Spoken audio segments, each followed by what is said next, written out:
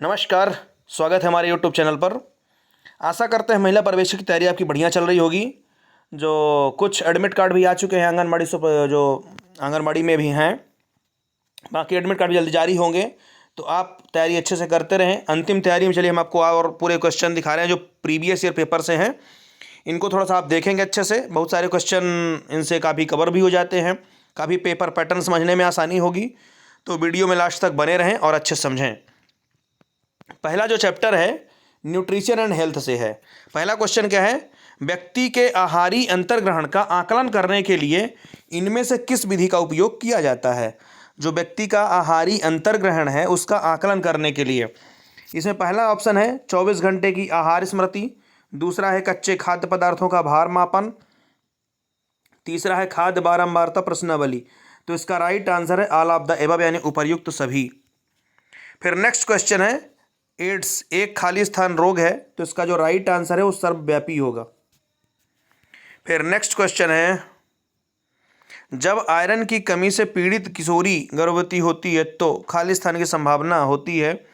तो इसका जो पहला आंसर है समय से पहले प्रसव, दूसरा जन्म के समय अधिक भार वाले शिशुओं का जन्म, ये तो पॉसिबल नहीं है, जुड़वा शिशु। तो इसका राइट आंसर होगा पहला नंबर, समय से पहले प्रसव।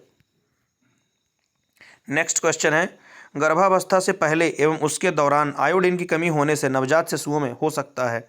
तो इसका जो राइट आंसर है वो क्रेटिनता होगा, यानी बामनता, क्रेटिनिज्म। फिर नेक्स्ट क्वेश्चन है खाद्य उपयोग खाली स्थान पर निर्भर करता है। तो जो खाद्य उपयोग है वो इसका राइट पहला क्वेश्चन ऑप्शन है जैव उपलब्धता, नेक्स्ट है सुरक्षित और पीने योग्य जल, तीसरा स्वच्छता एवं अपशिष्ट निकास, चौथा राइट आंसर उपर्युक्त सभी। फिर नेक्स्ट क्वेश्चन है 2015 वैश्विक भूख सूचकांक रिपोर्ट के अनुसार गंभीर भूख स्थिति वाले अग्रणी देशों में भारत का खाली स्थान व कौन सा स्थान है? तो इसका राइट आंसर होगा 20वां। इसका जो राइट आंसर है वो ऑप्शन नंबर 4 होगा, 20वां स्थान। टाइफाइड उत्पन्न करने वाला जीव, तो ये साल्मोनेला टाइफी है, इसको रट के रखेंगे तो ऐसे बन जाएंगे। टाइफाइड उत्पन्न करता साल्मोनेला टाइफी।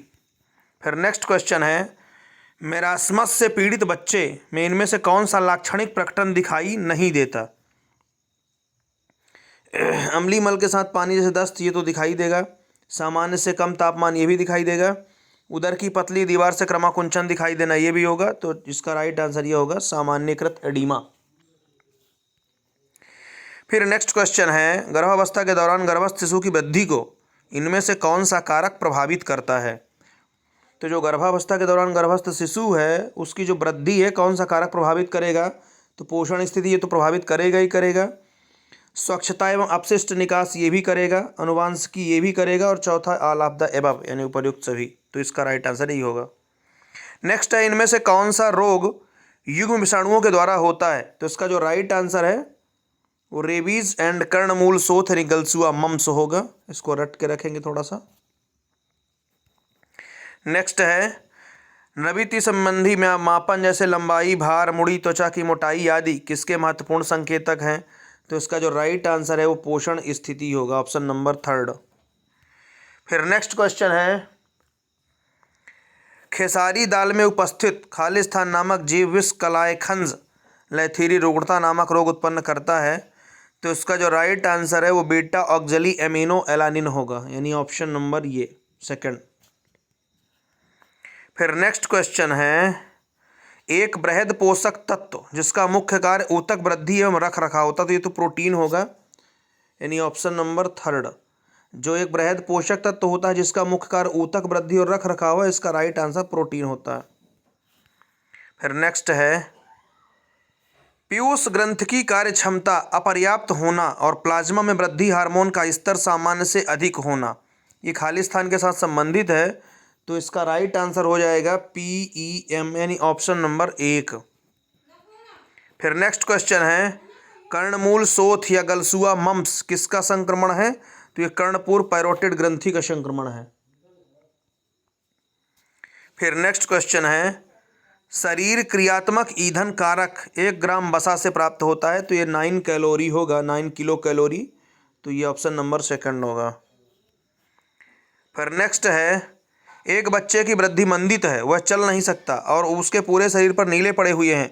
आहार संपूरक के रूप में इनमें से किस पोषक तत्व का सुझाव दिया जाना चाहिए? तो इसका जो राइट आंसर है वो सिट्रस परिवार के फल होंगे, यानी खट्टे पदार्थ जो होंगे, मौसमी, संतरा, नींबू आदि। फिर नेक्स्ट क्वेश्चन है, ट्यूबरकुलोसिस के उपचार का लक्ष्य है। ट्यूबरकुलोसिस के उपचार का लक्ष्य है, तो इसका जो पहला ऑप्शन है उच्च रोग मुक्ति दर सुनिश्चित करना, नेक्स्ट है पुनरावृत्ति न्यूनतम करना, औषधि प्रतिरोध को उत्पत्ति रोकना। तो ये चारों ऑप्शन हो गए, नहीं all of the above. Next question है, बालवाड़ी पोषण कार्यक्रम भारत सरकार द्वारा वर्ष 1970 में आरंभ किया गया एक स्वास्थ्य देखभाल एवं शिक्षण कार्यक्रम है जो खाली स्थान का संपूर्ण भोजन प्रदान करता है। तो इसका जो राइट आंसर वो 300 किलो कैलोरी होगा। फिर नेक्स्ट क्वेश्चन है, गर्भधारण एवं पूर्व एवं प्रसव पूर्व नैदानिक तकनीक अधिनियम पर केंद्रित है। तो इसका जो राइट आंसर है वो मादा भ्रूण गर्भपात की रोकथाम, सेकंड जन्म से पहले लिंग पहचान की रोकथाम, तीसरा दंपति को व्यापक और उपयुक्त परामर्श, चौथा उपर्युक्त सभी। तो इसका राइट आंसर होगा उपर्युक्त सभी। फिर नेक्स्ट है, स्वस्थ सुपोषित वयस्क की ऊर्जा आवश्यकता खाली स्थान के समतुल्य होती है। तो इसका जो पहला ऑप्शन है कुल ऊर्जा व्यय, दूसरा आंशिक ऊर्जा व्यय, अपूर्ण ऊर्जा व्यय, इनमें से कोई नहीं। तो स्वस्थ सुपोषित वयस्क पूछ रहा है तो इसमें कुल ऊर्जा व्यय होगा, यानी ऑप्शन नंबर 1। फिर नेक्स्ट है, गाइट्रोजन वे रासायनिक पदार्थ हैं जो अवटु ग्रंथि में के उपयोग में हस्तक्षेप करते हैं। तो ये अवटु ग्रंथि वाला ये आयोडीन है, थायराइड की कमी से होता। तो इसका जो राइट आंसर है ऑप्शन नंबर 3 होगा, आयोडीन।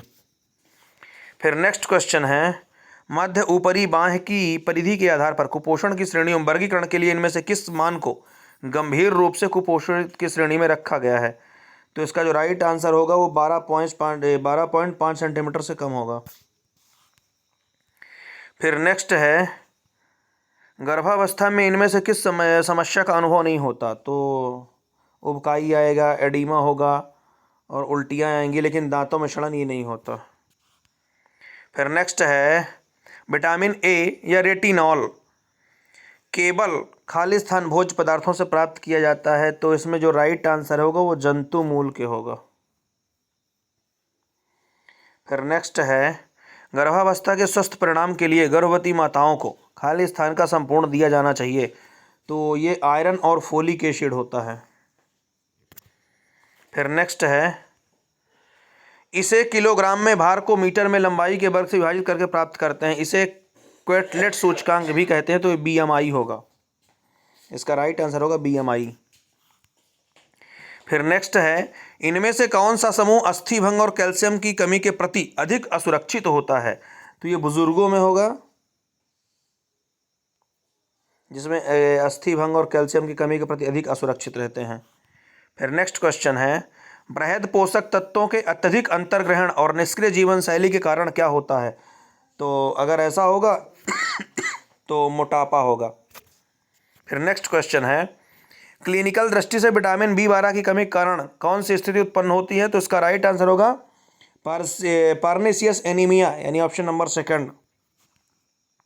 फिर नेक्स्ट क्वेश्चन है, यह अनुशंसा की जाती है कि प्रसव के बाद के आरंभिक 6 महीनों में नवजात शिशु को केवल क्या दिया जाए? तो ये स्तनपान करवाया जाए केवल 6 महीने तक। फिर नेक्स्ट है, पंचभोज्य समूह योजना खाली स्थान के द्वारा यथा निर्दिष्ट पोषक तत्व अंतर्ग्रहण प्राप्त करने के लिए सूची तैयार करने की सुविधा देती है। तो इसका जो राइट आंसर होगा वो RDA होगा। फिर नेक्स्ट क्वेश्चन है, फास्फोरस खाली स्थान के निर्माण में महत्वपूर्ण भूमिका निभाता है। पहला ऑप्शन है अस्थियों और दांतों में, दूसरा केश, तीसरा है लाल रक्त कोशिकाओं के परिपक्व ने स्वस्थ त्वचा। तो फास्फोरस का निर्माण अस्थियों और दांतों के लिए होगा। फिर नेक्स्ट है, निमोनिया की जटिलताएं खाली स्थान का कारण बन सकती हैं। तो निमोनिया की जटिलताएं हैं वो हृदय गति वृद्धि और सांस लेने में कठिनाई दोनों होगा। इसका राइट आंसर 3rd नंबर होगा। फिर नेक्स्ट है, कोणीय मुखपाक, जिह्वा शोथ और ओष्ठ विदरता खाली स्थान के लक्षण है। तो ये राइबोफ्लोविन की कमी होगा। ये विटामिन वाला पार्ट का हम अलग से क्वेश्चन बना भी चुके हैं, उसको जरूर थोड़ा सा एक बार अच्छे से देख लें तो पूरा विटामिन कवर हो जाएगा। इनमें से कौन सा एक संचरणशील रोग है? तो ये इसका जो राइट आंसर वो डिप्थीरिया होगा, बाकी के संचरणशील रोग नहीं है। फिर नेक्स्ट है, विटामिन के की कमी का मुख्य संकेत है। तो ये विटामिन के की जो कमी होता है उसका रक्तस्राव है। फिर नेक्स्ट क्वेश्चन है, डेंगू की रोकथाम के लिए उठाए जाने वाले आवश्यक कदम क्या होते हैं? तो ये पर्यावरणीय स्वच्छता और अपशिष्ट निकास, सेकंड है मच्छर भगाने वाले उत्पादों का उपयोग, तीसरा है उचित वस्त्रों के माध्यम सुरक्षा, चौथा उपयुक्त सभी। तो इसका राइट आंसर सभी होगा। फिर नेक्स्ट है, शैशवकालीन ऊर्जा आवश्यकताएं बहुत अधिक होती है क्योंकि यह बहुत खाली स्थान की अवधियों में से एक है। तो इसका जो राइट आंसर होगा वो तीव्र वृद्धि होगा। फिर नेक्स्ट है, पोषक आहार लेने वाली एवं नियमित रूप से शारीरिक व्यायाम करने वाली स्वस्थ गर्भवती माता के मामले में खाली स्थान की अच्छी संभावना होती है। तो इसका जो राइट आंसर होगा वो सामान्य प्रसव की। फिर नेक्स्ट है, पर्दा या घूंघट प्रथा की उपलब्धता घटाती है, विटामिन डी, क्योंकि सूर्य का प्रकाश वहीं से आता है।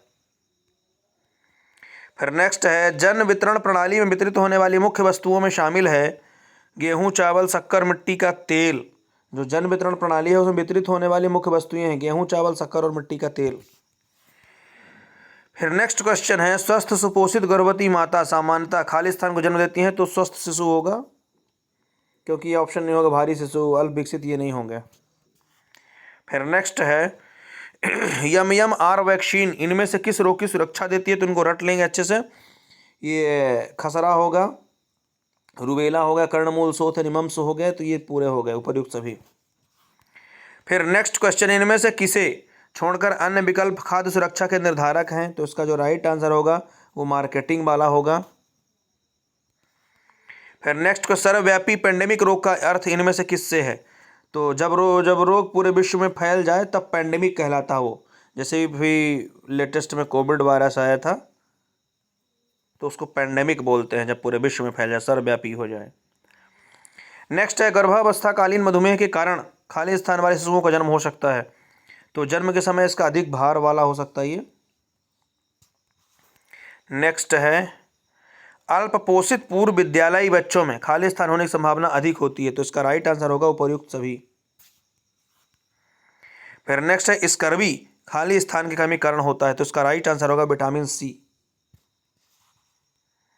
फिर नेक्स्ट है, हीमोफाइल्स इन्फ्लुएंजा नामक जीवाणु खाली स्थान में रहता है। तो ये नाक और गले में रहता है। फिर नेक्स्ट है, मानव शरीर में क्षीण बना दिए गए रोगजनक को प्रविष्ट कराने की प्रक्रिया को क्या कहते हैं? तो ये टीकाकरण कहलाता है। फिर नेक्स्ट है, 1 किलो कैलोरी के बराबर है। तो इसका जो राइट आंसर है वो 4.184 किलो जूल होगा, 4.184 किलो जूल।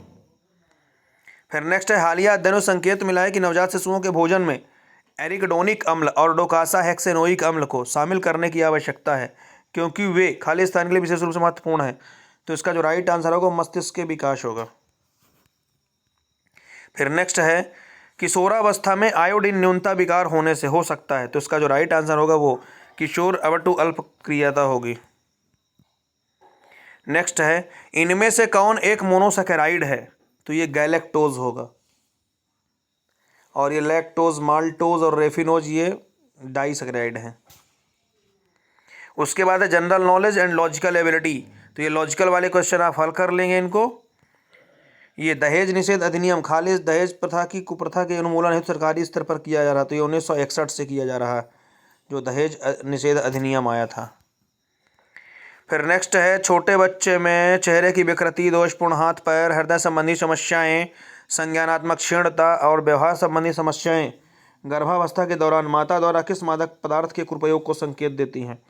तो ये अल्कोहल का होगा। नेक्स्ट, जिला परिषद का मुखिया कौन होता है? तो ये जिला मजिस्ट्रेट होगा, डीएम। फिर ये इसको हल कर लेंगे।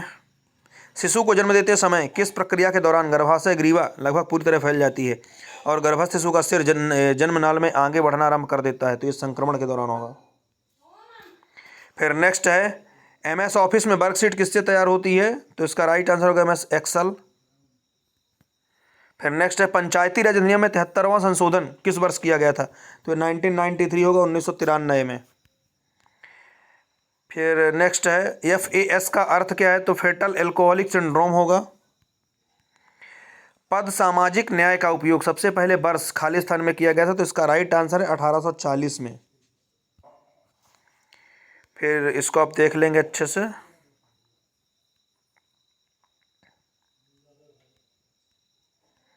लॉजिकल वाले हल कर लेंगे। भारत में प्रशिक्षण व यात्रा प्रणाली की शुरुआत किस साल हुई थी? तो ये 1974 में होगा, 1974 में। ICT का पूरा नाम क्या है? Information and communication technology. ये इंपॉर्टेंट है, इसको थोड़ा सा देख लेंगे, ICT का फुल फॉर्म।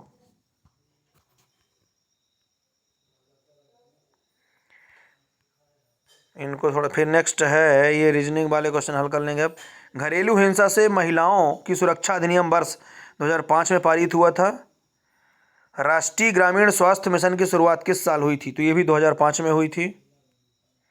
नेक्स्ट है महिलाओं एवं बच्चों की उन्नति के लिए भारत सरकार का नोडल मंत्रालय है? तो महिला और बाल विकास मंत्रालय होगा इसका।